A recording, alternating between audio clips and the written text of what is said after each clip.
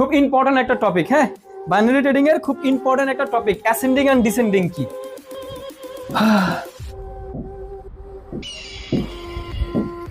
এই হচ্ছে অ্যাসেন্ডিং, এই হচ্ছে ডিসেন্ডিং।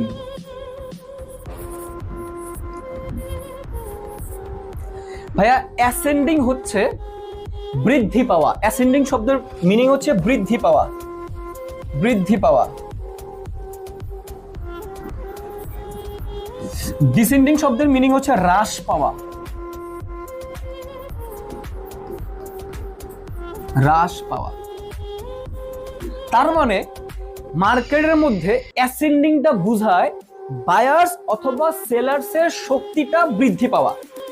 সেম ভাবে মার্কেটের মধ্যে ডিসেন্ডিং মানে বোঝায় বায়ার্স অথবা সেলার্সের শক্তিটা কমে যাওয়া, হ্রাস পাওয়া।